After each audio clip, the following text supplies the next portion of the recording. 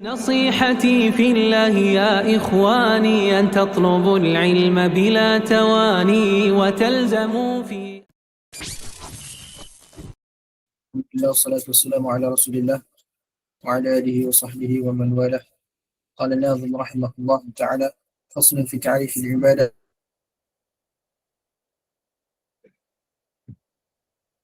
فقد أشرف ثم العبادة. Anak-anak jika yang tersekat-sekat ataupun yang lain pun tersekat juga.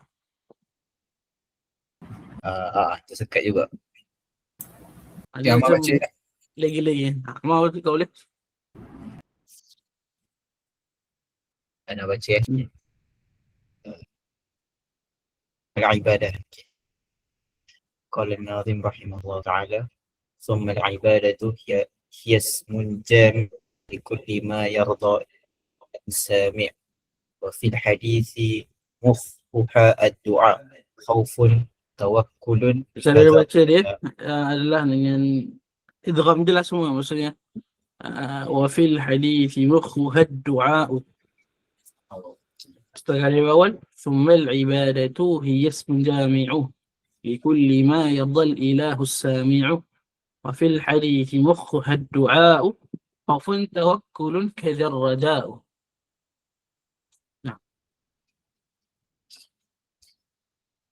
قال الناظم رحمه الله تعالى: ثم العبادة هي اسم جامع لكل ما يرضى الإله السامع، وفي الحديث مخها الدعاء، خوف توكل.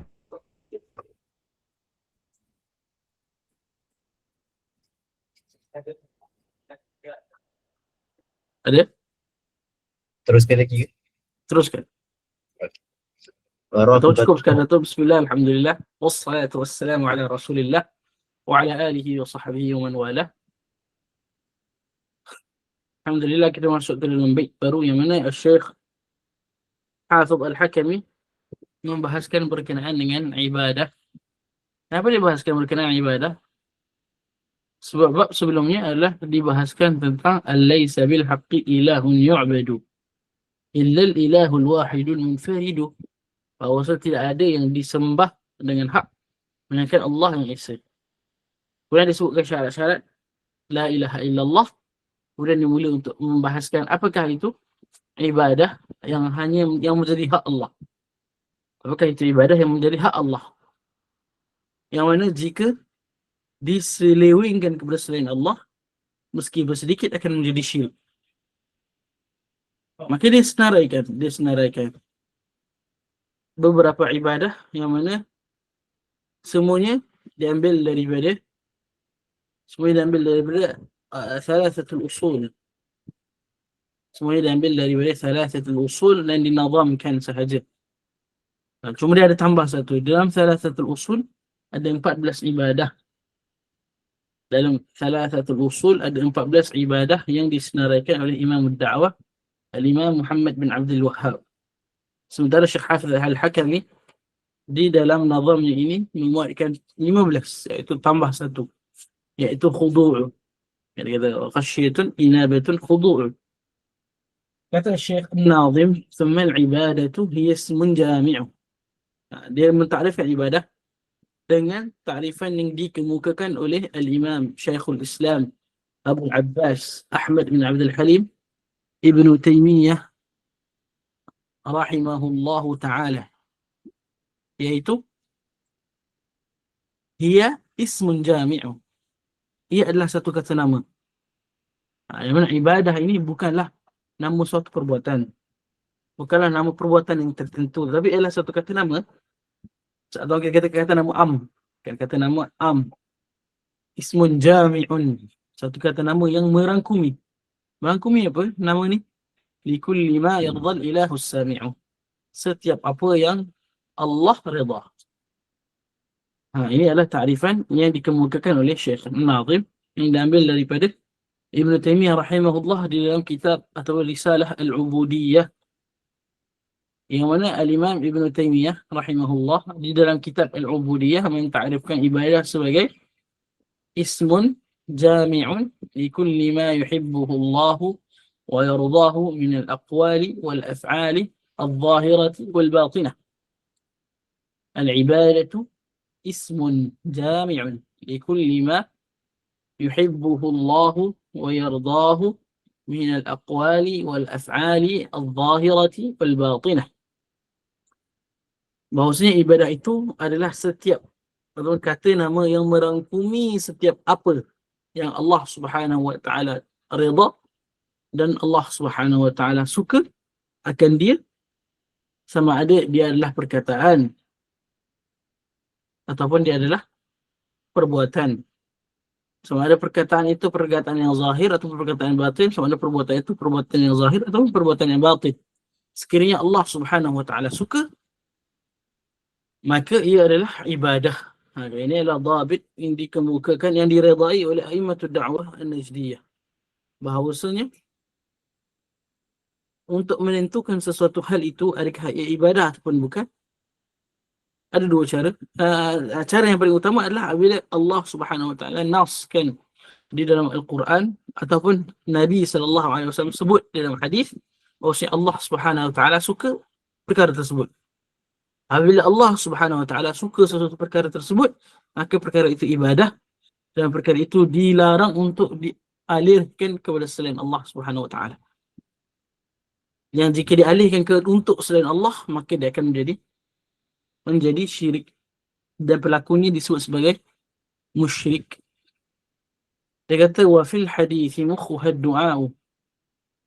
Kemudian disebut di dalam hadis, disebutkan di dalam hadis, iaitu hadis riwayat At-Tirmidzi, bahawasanya Nabi sallallahu alaihi wasallam bersabda, ad-du'a'u mukhul ibadah.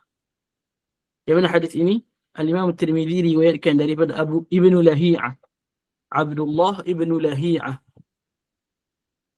Dan diketahui bahawasanya Abdullah bin Lahi'ah ini adalah seorang perawi yang dhaif. Kerana itu Al-Imam At-Tirmidzi selepas dia meriwayatkan hadis ini, dia kata hadza hadithun gharibun min hadzal wajhi. Hadis ini adalah hadis yang gharib. Dan gharib yang dimaksudkan oleh Al-Imam At-Tirmidzi adalah bercanggah ataupun berbeza dengan periwayatan orang lain. Dia kata gharibun min hadzal wajhi. Kalau kita belajar dalam Nukhbatul Fikr, kita tahu bahawasanya qarabah terbahagi kepada dua bentuk. Yang pertama, ثم الغريب إما أن يكون tak hadir kan. Cuma salah satu adalah gharib nisbi. Gharib nisbi. Yang mana hadis ini kata Imam Tirmidzi adalah gharibun min hadzal wajhi. Hadis ini bukan totally bersendirian Ibnu Lahi'ah riwayatkan, tapi Ibnu Lahi'ah bersendirian meriwayatkan dengan bentuk ini. Bentuk apa? Bentuk ad-du'a'u mukhul ibadah. Ad-du'a'u mukhul ibadati ini hanya Ibnu Lahi'ah sahaja yang riwayatkan. Sedangkan riwayat-riwayat yang sahih adalah ad-du'a'u huwal ibadah. Ad-du'a'u huwal ibadah. Dan lafaz ini diriwayatkan oleh Al-Imam At-Tirmidzi juga dalam beberapa tempat di dalam Jami' At-Tirmidzi. Dan beliau berkata hadis ini hadis hasan sahih. Hadis ad-du'a'u huwal ibadah adalah hadis yang hasan sahih. Biasanya hadis ini berada dalam darjat sahih yang tertinggi di sisi Al-Imam At-Tirmidzi. Wallahu a'lam. Ini dapatan sekarang inilah ta'rifan hadis hasan sahih di sisi Al-Imam At-Tirmidzi. Iaitu hadis ini hadis yang sahih lagi baik. Tayyib. Dia kata wa fil hadits mukhuha ad-du'a. Dia sebut hadis ini, kenapa dia mention tentang hadis ad-du'a mukhul ibadah. Ad-du'a mukhul ibadah. Mukh ini ni otak. Maksudnya inti kepada ibadah. Doa adalah inti kepada ibadah. Dalam riwayat yang sahih tadi, doa itulah ibadah. Doa itulah ibadah. Dan kita bacakan hadis itu secara penuh daripada An-Nu'man bin Bashir radhiyallahu anhuma عن النبي صلى الله عليه وسلم في قوله تعالى وقال ربكم ادعوني أستجب لكم. Daripada Nabi SAW, baginda berfirman berkenaan, baginda bersabda berkenaan firman Allah, wa qala rabbukum ud'uni astajib lakum, dan Tuhanmu berfirman, berdoalah kepadaku, nescaya aku akan istijabah. Aku akan istijabah. Istijabah ini maksudnya aku akan terima. Aku akan terima. Lalu Nabi SAW apabila sampai kepada ayat ini, baginda mentafsirkan ayat ini. Dia kata, qala sallallahu alaihi wasallam, ad-du'a'u huwa al-ibadah. Doa itulah ibadah. Maksud dalam ayat ini, dan Tuhan berfirman, sembahlah aku sahaja, dan saya akan terima ibadah kamu. Kalau kamu sembah kepada selain aku, mereka tidak terima. Mereka tidak akan terima doa kamu. Atau mereka tidak akan terima ibadah kamu. Maka ibadah kamu akan menjadi sia-sia jika kamu sembah selain aku. Iaitu selain Allah Subhanahu Wa Taala. Wa qala rabbukum ud'uni astajib lakum. Sehingga akhirnya lah. Ini hadis yang dinilai hadis hasan sahih oleh Imam Tirmidzi. Dan tujuan Syekh Hafidh Al-Hakami dan asalnya itu Syekh Muhammad bin Abdul Wahhab sebutkan hadis ini selepas menyebut ta'rifan ibadah adalah untuk, apakah tujuannya?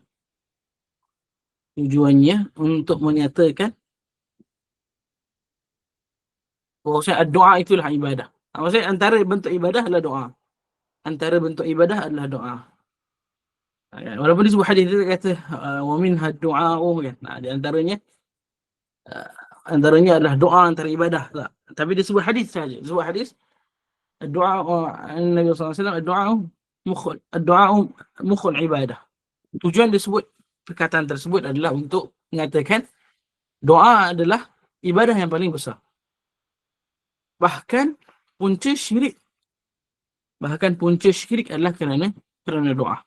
Sebagaimana yang ditahqiqkan oleh Imam Tirmidzi, iaitu punca syirik alam keseluruhannya, dan dinukilkan, disebutkan juga oleh Imam Al-Maqrizi Asy-Syafi'i di dalam Tajrid Tauhid Al-Mufid, bahawasanya orang-orang menjadi sesat dan menjadi kafir kerana mereka berdoa kepada selain Allah Subhanahu Wa Taala. Dan doa di dalam nas syarak. Kita baca Al-Quran, kita jumpa perkataan yad'un, ud'u, yad'u, doa. Doa dalam teks syarak ada yang membawa dua maksud. Sama ada membawa kepada salah satu maksud ataupun salah satu yang kedua. Maksudnya ada dua maksud. Yang pertama, doa umum. Doa umum. Yang ditarifkan sebagai imtithalu khitab syar'i al-muqtarin bil hubbi wa ta'zim. Doa umum adalah melaksanakan perintah syarak dengan cinta dan pengagungan. Maksudnya apa? Inilah ta'rifan ibadah. Iaitu semua ibadah sebenarnya adalah doa. Seseorang itu dia salat, dia puasa, dia berzikir, dia baca Al-Quran, ini semua ibadah, dan ibadah ini semuanya sebenarnya adalah doa. Sebenarnya adalah doa, kerana ialah doa secara umum lah. Kerana seorang itu apabila dia beribadah kepada Allah, maka ada harapan yang dia selitkan di dalam ibadahnya. Dan dia tidak salat saja-saja, tapi dia salat kerana Allah Subhanahu Wa Taala. Supaya Allah Subhanahu Wa Taala meridai dia, supaya Allah Subhanahu Wa Taala mencintai dia dan sebagainya. Maka ibadah manusia kesemuanya ada makna doa.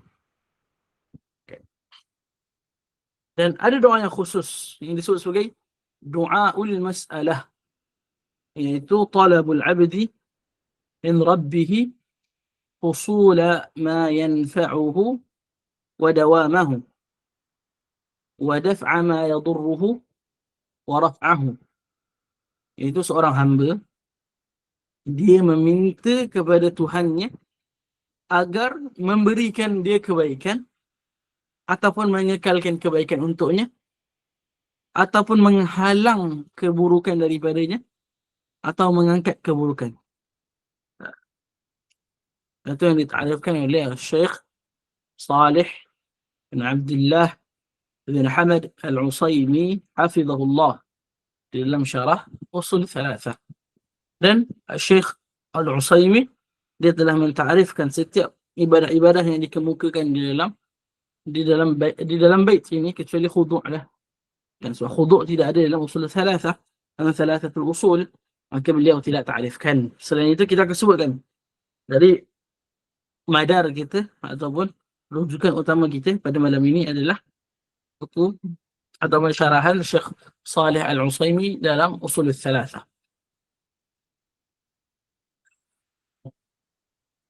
Lalu disebut ibadah yang kedua, khaufun, tawakkulun, kadar raja'u. Ini adalah 3 ibadah. Termasuk doa adalah 4. Khasyah, apakah itu khasyah? Yang pertama khauf dahulu.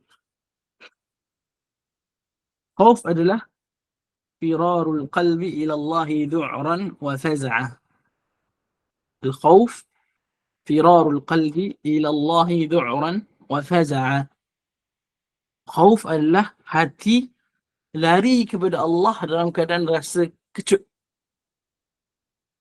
Khauf yang merupakan ibadah ini adalah hati merasa hati berlari kepada Allah dengan rasa kecut. Ya, ini adalah khauf yang berbentuk ibadah.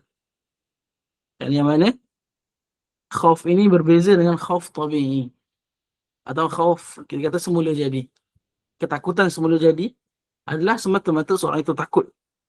Tapi hati dia tidak ada takluk kepada orang benda tu. Bahkan apabila dia takut kepada sesuatu, maka hatinya lari daripada sesuatu tersebut. Contohnya seorang itu dia masuk ke hutan, dia nampak singa. Hati dia takut dengan singa.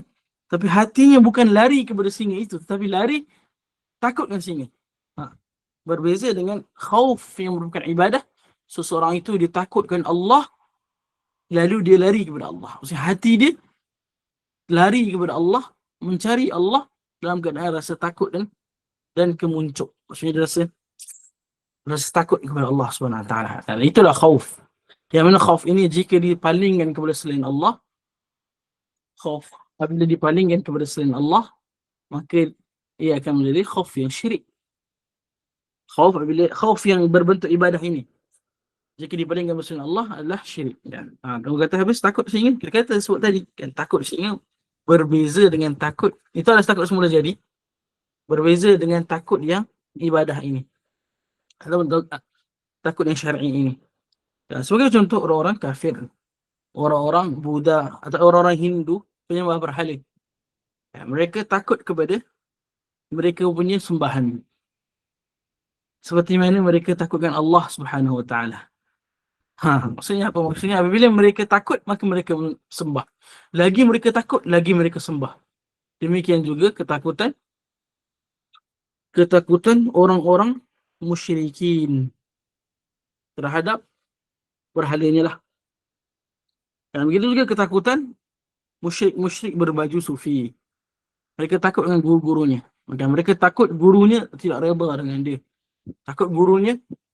Kan? Dan ini bukan semua sufi. Kan? Ini adalah sufi pelampau. Kan? Yang ceritanya diriwayatkan dalam buku-buku tabaqat. Kan? Tentang gurunya ini boleh ada kuasa kan? untuk rampas isteri dia. Kan? Untuk buat yang tidak bagus kat keluarga dia. Maka kerana itu dia takut kepada gurunya, lalu semakin dia tunduk kepada gurunya. Dan tidak sewajarnya untuk orang Islam dia buat begitu. Kan? Sedangkan takut kepada selain Allah, takut yang semula jadi ini pun adalah perkara yang keji. Yang maksudnya seseorang itu jadi pengecut, dia takut nak lalu jalan malam-malam. Kan? Takut nak balik daripada Masjid Syaz untuk balik ke mahallah seorang-seorang sebab apa? Takut hantu. Kan? Ini ketakutan ini pun bahaya. Kalau ketakutan ini, kata-kata semula jadi ini pun bahaya, apatah lagi kalau ketakutan itu berisikan ibadah, maka dia akan menjadi ketakutan yang syirik.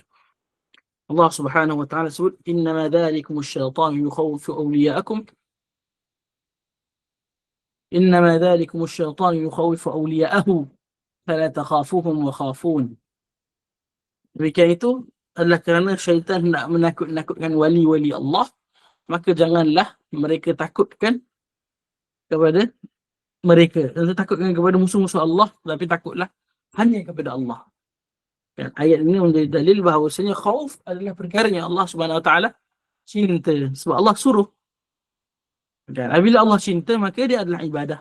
Apabila dia ibadah, maka memalingkannya kepada selain Allah adalah syirik.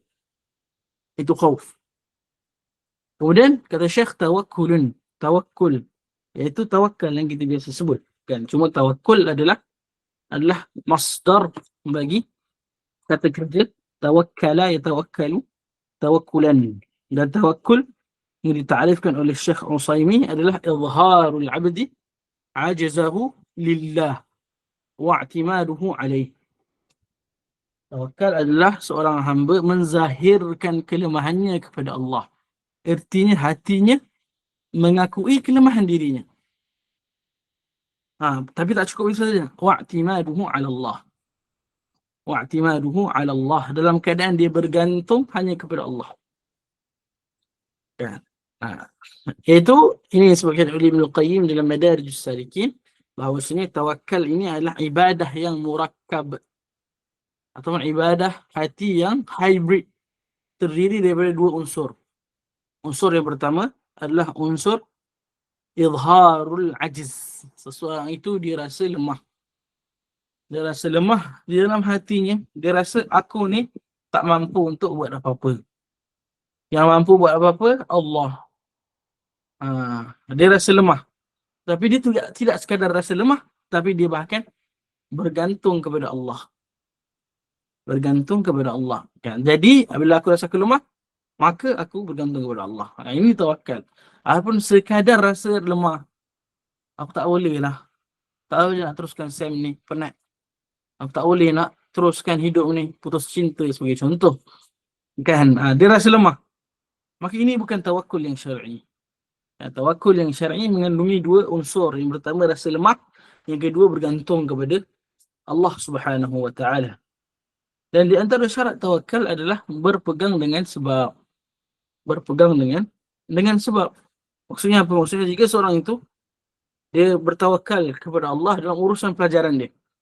Kita takut ni kalau Allah Subhanahu Wa Taala tak beri rezeki kat aku, tak bagi kekuatan kat aku, aku ni takkan jadi pandai, aku ni takkan jadi alim, aku ni takkan dapat ilmu. Betul apa dia cakap tu. Kan? Tapi dia kena tawakal, iaitu kena gantungkan pengharapan kepada Allah. Maka dia kata, wahai Allah, berikan aku kekuatan untuk aku menuntut ilmu, agar aku jadi alim, agar aku dapat ilmu, agar aku hafal banyak matan, aku hafal Quran. Tapi itu tidak cukup lagi, kerana antara syarat tawakal yang sahih adalah dia melakukan sebab. Maka dia berusaha untuk bangun awal, sebelum subuh dia murajaah, lepas subuh dia baca Al-Quran, kemudian dia hadir majlis ilmu, dia berjalan ke sana ke sini mencari guru, dia murajaah pelajaran dia. Dan inilah tawakal ahli tauhid yang benar, yang kenal Allah Subhanahu Wa Taala. Adapun tawakal tanpa usaha, maka ini adalah perbuatan orang-orang yang malas. Dia kata kadar raja'u. Ini adalah ibadah yang keempat. Dan ar-raja' adalah amalul 'abdi bi rabbih fi husulil maqsud ma'a badal juhdi wa tawakkul. Ar-raja' kita terjemahkan sebagai harapan. Sebagai harapan. Dan ia adalah ibadah. Kerana Allah SWT sebut, فَمَنْ كَانَ يَرْجُو لِقَاءَ رَبِّهِ فَلْيَعْمَلْ عَمَلًا صَالِحًا. Siapa yang harapkan, siapa yang yarju, siapa yang raja untuk bertemu dengan Allah, maka dia akan melakukan amal salih. Jadi raja yang merupakan ibadah ini ditarifkan sebagai harapan hamba kepada Tuhannya. Harapan hamba kepada Tuhannya untuk menghasilkan apa yang dia kehendaki dengan melaksanakan sebab dan tawakal yang baik. Raja adalah seorang itu, dia berharap benda yang dia nak.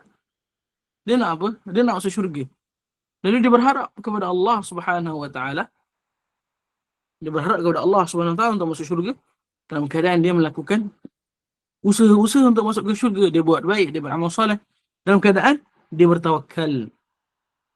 Iaitu bertawakal kita telah sebutkan tadi, dia tidak bergantung kepada diri dia. Sebenarnya dia menggantungkan kepada Allah SWT. Dia akui bahawasanya dirinya sendiri tidak akan masuk syurga.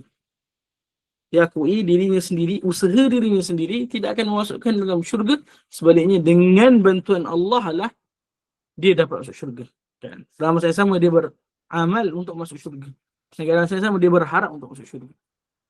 Ya, jadi kombinasi tiga ini, iaitu khauf, iaitu harapan atau sangka baik hamba kepada Tuhan untuk masuk ke dalam syurga. Ya.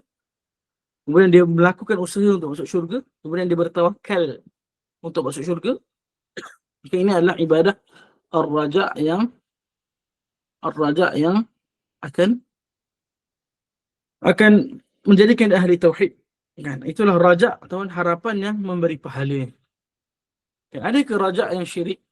Ada. Sudah tentulah ada raja yang syirik. Kan? Sebagaimana kita dengar kisah-kisah daripada sufi-sufi di Konoha, bahawasanya ada wali-wali tertentu yang boleh kawal dia untuk masuk syurga ke masuk neraka. Kan? Kalau Allah, kalau ada cerita macam ni kelakar kan, tapi dia adalah syirik kan. Dia adalah syirik. Kita dengar, kita gelak-gelak kan. Tapi sebenarnya apa yang dia cakap itu adalah perkataan yang syirik.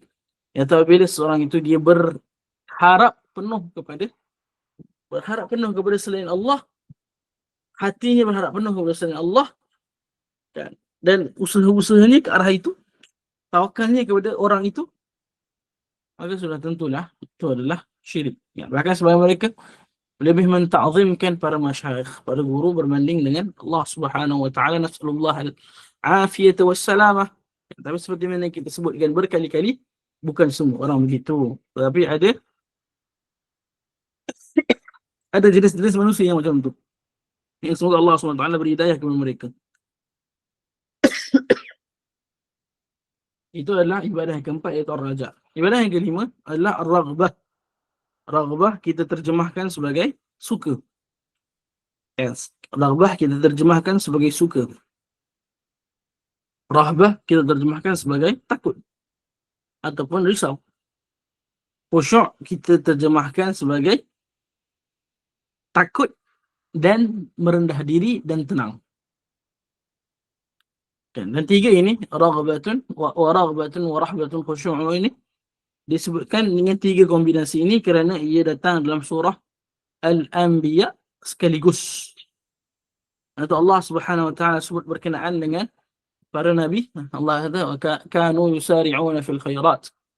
Dan mereka, ini para nabi dan juga keluarga para nabi, bersegera untuk melakukan kebaikan. Wa yad'unana raghaban wa rahaba.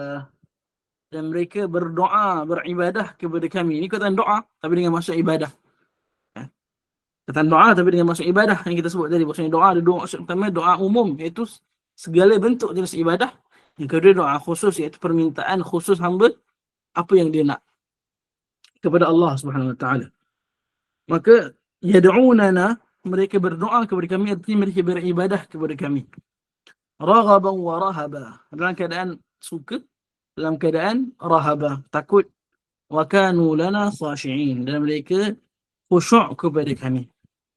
Jadi wa raghabatan wa rahbat, khusyuk ini datang dalam satu ayat, dan sudah tentu datang dalam ayat-ayat yang lain secara terpisah-pisah. Raghbah adalah seseorang itu, ta'rifan dia adalah iradatu mardatillahi fil wusuli ila al-maqsudi mahabbatan lahu wa raja. Raghbah adalah seorang hamba. Raghbah adalah seorang hamba inginkan keridaan Allah dalam mencapai apa yang dia nak tuju. Maksudnya apa contohnya? Seorang itu, tujuan kita sudah tentu keridaan Allah. Nah, contoh seorang itu dia nak masuk syurga. Maka dalam perjalanan dia, maka dia nak masuk syurga ni, dia buat amalan. Antara amalan dia adalah dia menuntut ilmu. Dia menuntut ilmu. Maka dalam keadaan menuntut ilmu itu, dia akan dikira melakukan ibadah raghbah apabila dia inginkan redha Allah dari sebalik menuntut ilmu itu. Kenapa dia nak redha Allah? Kerana dia cintakan Allah. Itu maksud dia. Ada orang dia nakkan keridhaan orang lain bukan kerana cinta, kan? Bukan kerana cinta, kan? Tapi kerana terpaksa, kan? Terpaksa untuk dapatkan redha ibu bapa. Kalau tidak, tak dibayar. Kalau tidak, tak dapat iPhone, sebagai contoh. Bukan kerana cinta. Kita nak redha dia bukan kerana cinta dia. Tapi ibadah ataupun raghbah yang menjadi ibadah adalah menghendaki keredaan Allah dalam perkara yang kita nak buat, dalam perkara yang kita nak capai, dalam keadaan kita cinta dan harap kepada Allah Subhanahu Wa Taala. Begitu juga rahbah. Warahbatun. Rahbah adalah takut tambah amal, kan? Nah, rahbah adalah khauf tapi tambah amal, kan? Sebab khauf tadi ditarifkan sebagai firarul qalbi ila Allah dhu'ran wa faza'a, dan rahbah pula ditarifkan sebagai firarul qalbi ila Allah dhu'ran wa faza'an ma'al 'amali ma yurdih. Seseorang itu kalau dia takut kan. Khauf ni takut dia beramal ke atau dia tak beramal, itu dia takut. Maksudnya hatinya rasa takut ke Allah. Tapi apabila rasa takut itu datang bersamanya amal, dia rasa takut Allah Subhanahu Wa Taala akan murka kepadanya, maka dia bertaubat kepada Allah. Dia takut dosanya dosanya terlalu banyak, maka dia bertaubat. Dia takut amalnya kurang, maka dia tambah amal. Maka ketakutan ini, kerisauan ini adalah ibadah, disebut sebagai rahbah. Disebut sebagai rahbah, iaitu khauf dengan extra steps. Khauf dengan extra steps. And sedangkan khusyuk adalah maksud dia, khusyuk boleh maksudnya takut. Firarul qalbi ila Allah idhu'ran faza'a, dia sama macam takut, dia sama macam khauf, tetapi ma'al khudu'i lahu, dalam keadaan khudu' kepada Allah. Dalam keadaan khudu' kepada Allah. Apakah itu khudu'? Kita sebutkan tadi bahawasanya perkataan khudu' tidak ditarifkan oleh Syekh Salih Al-Utsaimin, kerana dia tidak disebutkan di dalam Thalathatul Usul. Tetapi jika kita rujuk kepada As-Sihah, itu kamus yang disusun oleh Al-Imam Al-Jauhari, Abu Nasr Al-Farabi Al-Jauhari, dalam buku As-Sahah, atau sebutannya As-Sahah atau Sahahul Lughah. Sebagai orang disebut Sihah, tapi yang betul, yang sahih, sebenarnya Sahah. Sahahul Lughah oleh Imam Al-Jauhari. Dia kata al-khudu'u at-tatamunu wat-tawadu'. At-tatamunu wat-tawadu'. At-tatamun maksudnya tenang. Jadi perkataan tamnun, kita biasa dengar perkataan tomak-ninah, ataupun qalbun mutmain. Maksud tam'ana ini adalah tenang. Dia adalah tenang dan tawadhu'. Tawadhu' ini maksudnya rendah diri.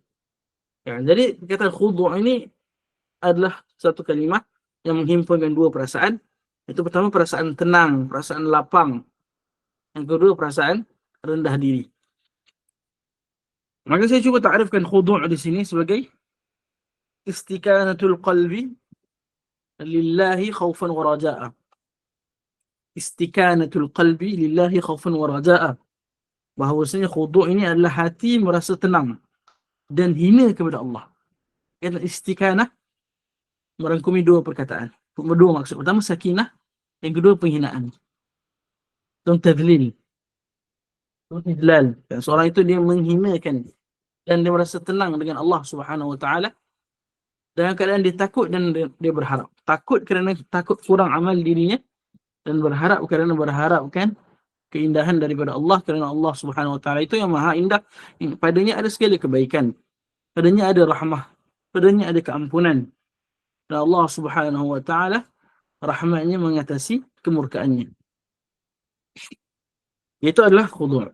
Dia kata wa khasyatun inabatun khudu'. Khudu' kita telah sebut. Maka kita pergi kepada khasyah. Khasyah dengan khauf lebih kurang sama sahaja, tetapi yang ditakrifkan oleh Syekh Salih Al-Utsaimin adalah firarul qalbi ila Allah du'ran wa faza'an ma'al ilmi bihi wa bi amrihi.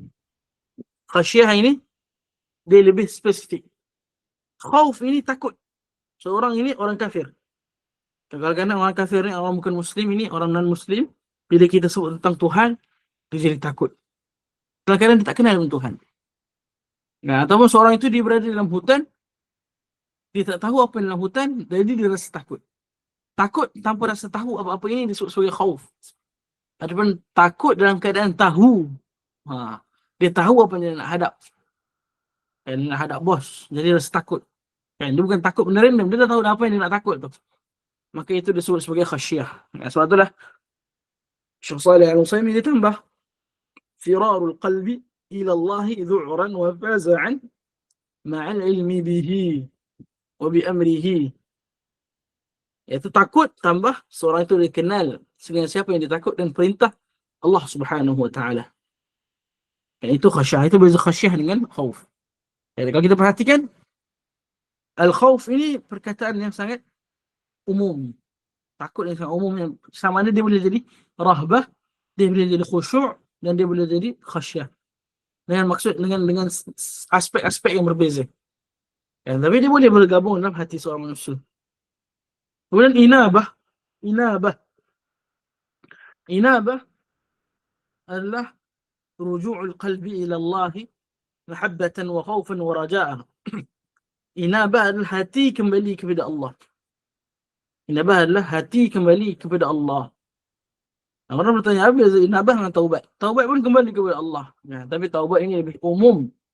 Taubat lebih umum, merujuk kepada amal zahir. Dan kita tahu syarat-syarat taubat ada 3 jika berkaitan dengan hak Allah, ada 4 jika berkaitan dengan hak manusia. Iaitu taubat, iaitu amal zahir. Amal zahir. Sedangkan inabah adalah amal hati, amal batin. Itu seorang itu dah rasa nak kembali ke Allah Subhanahu wa taala. Sebab apa nak kembali kepada Allah? Kerana cinta dia kepada Allah. Kenapa nak kembali kepada Allah? Kerana takut dia tentang dosa dia. Dan kenapa dia nak kembali kepada Allah? Kerana harapan dia Allah akan menerima taubat dia. Maka itulah inabah yang Allah Subhanahu wa taala perintahkan. Allah kata, Wa anibu ila rabbikum wa aslimu lah. Dalam surah Az-Zumar kan. Dan kembalilah kepada Allah Subhanahu wa taala dan serahkan diri kepadanya. Itu adalah ibadah hati. Kawan-kawan yang rahmat Allah Subhanahu wa taala, Syekh rahimahullah menyenaraikan 9 amalan hati. 9 amalan hati. Dan amalan hati ini kita telah sebut sebelum ini lebih agung daripada amal zahir. Amalan hati lebih agung daripada amalan zahir. Dan dia boleh dibuat sentiasa. Seorang itu dia baca Al-Quran. Kan? Akan bila dah sampai satu tahap dia akan penat, dia akan berhenti baca Al-Quran. Ada orang ada solat, dia boleh solat panjang. Tapi mungkin sejam 2 jam lepas tu dia dapat letih. Tetapi seseorang itu dia boleh sentiasa takut kepada Allah. Dia sentiasa berharap kepada Allah. Bila dia tak takut, dia rasa berharap. Bila dia tak rasa berharap, dia rasa tawakul. Bahkan perasaan-perasaan ini yang kita rasa, yang kita kata perasaan saja. Tapi hakikatnya adalah ibadah kepada Allah Subhanahu wa taala. Hakikatnya perasaan-perasaan ini adalah ibadah kepada Allah Subhanahu wa taala. Jadi seorang Muslim dia sangat perlu tahu tentang perkara-perkara ini. Terutamanya 9 amalan hati yang disebutkan di sini. Dan ada banyak lagi amalan hati yang lain. Dan cuma 9 ini yang penting dan signifikan untuk kita sebutkan. Setelah Syekh menyerahkan ibadah-ibadah hati, Syekh menyebut 5 ibadah yang banyak berlaku syirik. 5 ibadah zahir yang banyak berlaku syirik. Yang pertama isti'adzah, yang kedua isti'anah, yang ketiga istighathah, yang keempat al-dhabh, dan yang kelima al-nadhru. Kata Syekh, wa raghbatun wa rahbatun khushu'u wa khasyatun inabatun wudu'u wal isti'adzatu wal isti'anah kada istighathatun bihi subhanah wal dhabhu wal nadhru wa ghairu dhalik fafhamhu li ta'awdah al-masalik.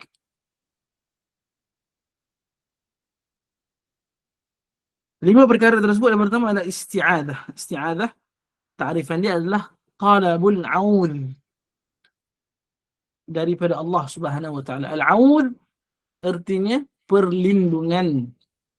Yang ditakrifkan oleh Syekh Salih Al-Utsaimin adalah talabul audi minallahi inda urudil mukhawwif.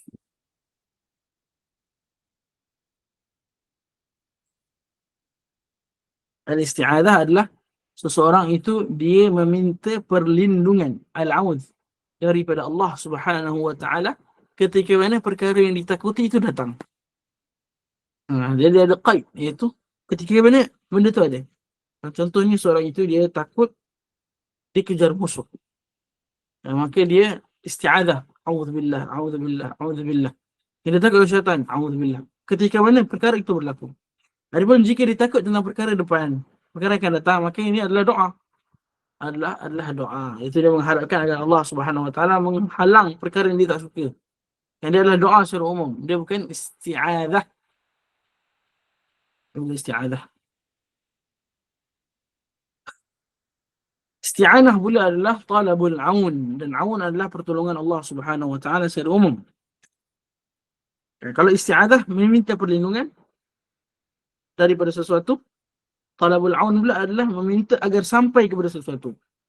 Contohnya seseorang tu dia nak menjadi kaya, ataupun dia nak kahwin, ataupun dia nak forfeit, maka dia isti'anah kepada Allah agar Allah menyampaikan dia kepada maksudnya ataupun apa yang dia nak. Ini adalah isti'anah. Al-istighathah pula adalah talabul ghawth. Talabul ghawthi min Allah 'inda wujud ad-darar. Seseorang itu dia meminta al-ghawth. Al-ghawth artinya pertolongan ketika susah, ataupun al-musa'adah 'inda asy-syada'id. Pertolongan ketika mana terdesak. Maksudnya apa? Maksudnya boleh jadi ada orang tolong kita ketika mana kita rasa biasa je, kita selapang. Tapi kita lebih menghargai seseorang itu ketika mana kita sangat terdesak, ada bantuan datang. Dan bantuan yang datang ketika mana sedang terdesak ini disebut sebagai al-ghawth. Maka seseorang itu ketika mana dia dalam keadaan susah, dalam keadaan mudarat, dia hampir kalah, dia menghadapi musuh, dan jadi takut, maka dia minta kepada Allah, ada istighathah kepada Allah, dia meminta al-ghawth daripada Allah Subhanahu wa taala ketika wujud perkara yang memudaratkan. Allah kata idh tastaghithuna rabbakum fastajaba lakum. Ingatlah ketika mana kamu beristighathah kepada Tuhan kalian, lalu Allah menerima istighathah kamu dan menurunkan malaikat bersama kamu, iaitu kepada para tentera di Badar. Pada tentera di Badar mereka beristighathah kepada Allah.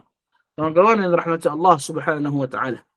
Tiga benda ini hakikatnya adalah doa. Isti'adzah adalah doa, isti'anah adalah doa, istighathah adalah doa. Tapi dia adalah doa yang lebih spesifik.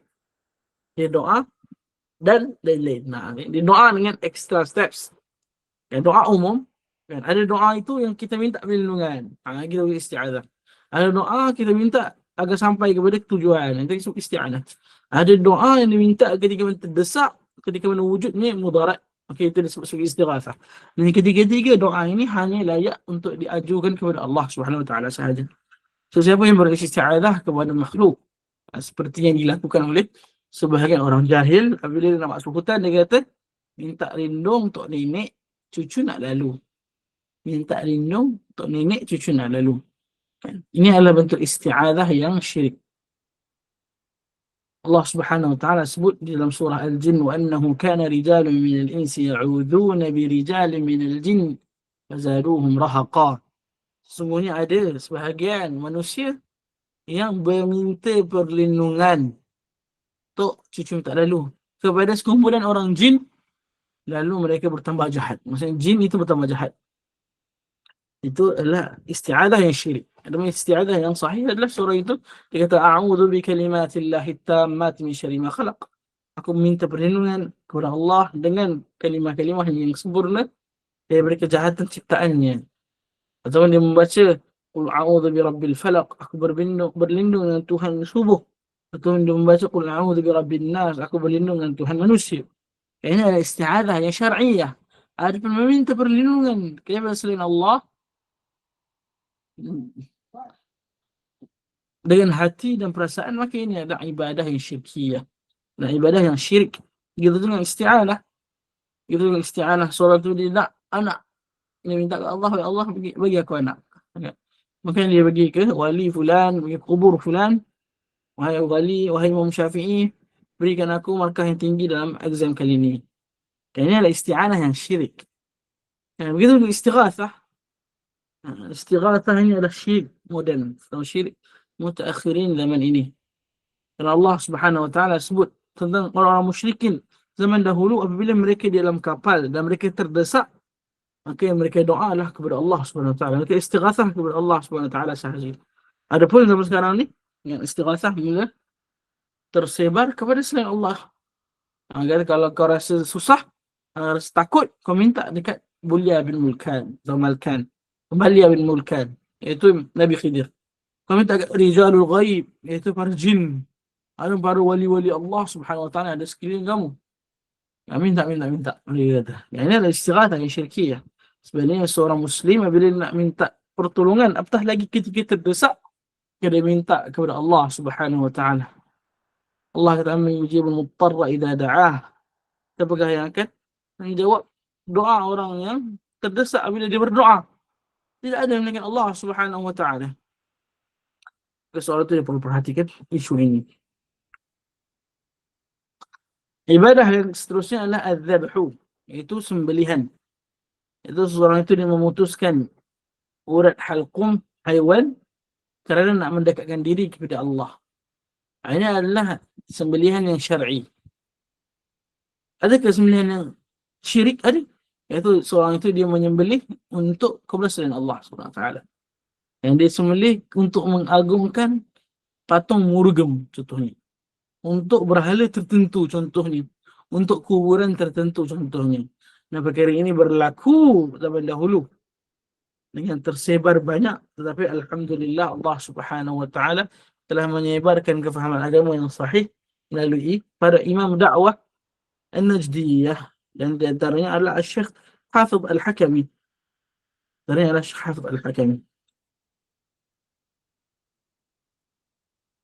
Nabi sallallahu alaihi wasallam bersabda, la'anallahu man dhabaha li ghairillah. Moga Allah melaknat orang-orang yang menyembelih kerana selain Allah. Iaitu kerana untuk mendekatkan diri kepada selain Allah. Tapi sembelih untuk tujuan makan, maka tak ada masalah. Sebab yang dia maksudkan adalah daging sembelihan tersebut. Adapun tujuan menyembelih memotong urat halqum itu kerana selain Allah, maka ini adalah syirik. Dan memotong leher kerana Allah adalah ibadah. Adalah ibadah yang telah ditentukan ketetapannya. Antaranya adalah ketika aqiqah, antaranya adalah ketika hari raya korban, antaranya adalah ketika menyembelih binatang haji atau hadiyu, atau ketika membayar fidyah haji dan sebagainya. Ini adalah zabah. Jadi seorang ahli tauhid berusaha. Orang ada duit sikit, korang kumpul untuk hari raya Idul Adha. Dan kalau boleh sembelih sendiri dengan tangan korang. Sembelih sendiri, putuskan. Hadirkan dalam hati, aku bukan nak daging lembu ni, aku nak putuskan halqum lembu ini kerana nak mendekatkan diri kepada Allah. Kata Syekh Saleh Sindi, kerana ini hanya orang yang buat je dia tahu betapa ada implikasi spiritual, maksudnya kesan spiritual yang orang rasa apabila dia menyembelih untuk mendekatkan diri kepada Allah. Itulah az-zabh. Kemudian an-nadhru, itu bernazar. Dan bernazar di sini artinya seseorang hamba mewajibkan ke atas dirinya, dia wajibkan apa? Tiga perkara. Yang pertama, perkara sunat, naflan muayyanan, perkara sunat yang tertentu. Jadi seorang dia tidak boleh bernazar perkara yang wajib. Aku nazar nak puasa Ramadan. Taklah, tak jadi. Begitu juga seorang itu dia tidak bernazar dengan perkara yang sunat. Tidak bernazar dengan perkara yang harus. Jadi kalau aku nak wajibkan diri aku diam sepanjang hari. Ini adalah nazar yang bid'ah. Sebab apa? Sebab diam sepanjang hari bukanlah ibadah yang sunat. Kemudian ibadah yang sunat ini hendaklah dia ditentukan apakah ibadahnya.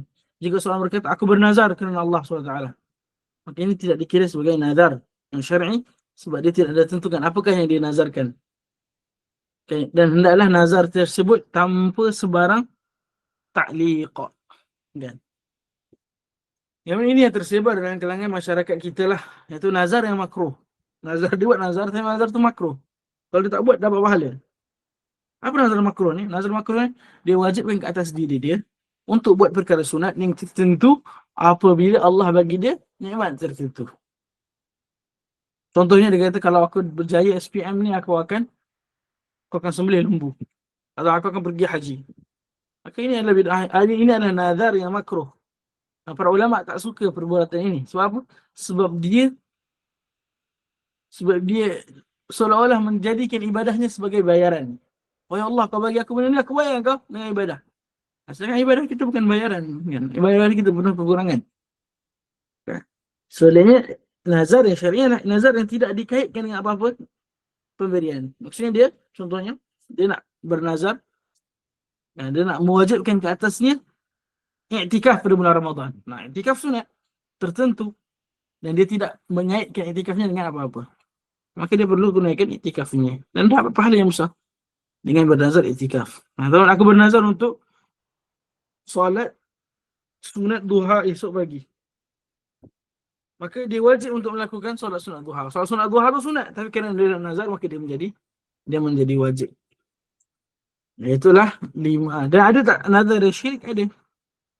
Ada nazar syirik, iaitu nazar yang dipersembahkan kepada selain Allah SWT. Bila aku bernazar kepada Syekh Fulan atau kepada berhala Fulan untuk buat begini untuk maknanya adalah nazar yang syirik yang mengeluarkan seseorang itu daripada Islam. Yang itu Syekh kata wa ghairu dhalik, dan ibadah itu ada lain selain daripada 15 ini. Fafham hudita awdahal masalik, maka fahamilah engkau, mudah-mudahan engkau diberi petunjuk kepada jalan yang paling jelas, itu jalan tauhid. Kata Syekh lagi, wa sarfu ba'dha li ghairillahi, dan memalingkan sebahagian daripada bentuk ibadah ini yang disebutkan atau tidak disebutkan kepada selain Allah, syirkun. Apa hukumnya? Hukumnya syirik.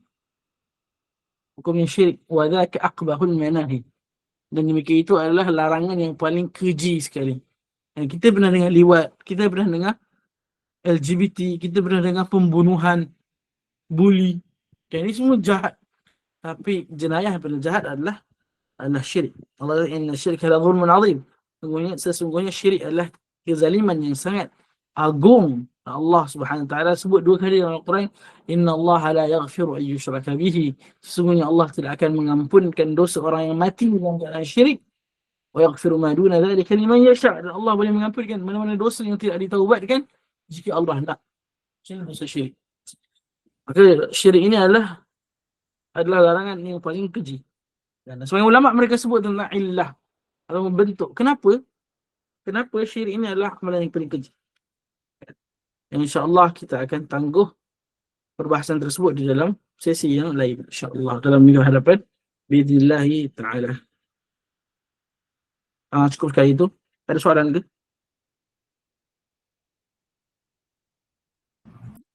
Atau boleh explain balik yang apa? Nazar yang makruh tu. Nazar yang makruh. Kenapa? Persoalannya? Maksud dia macam ni, boleh ulang sekali. Nazar yang makruh adalah nazar mu'allaq. Nazar yang makruh adalah nazar mu'allaq, iaitu seorang itu dia kata, kalau Allah bagi aku satu nikmat ini, aku akan wajib untuk buat perkara tertentu yang sunat.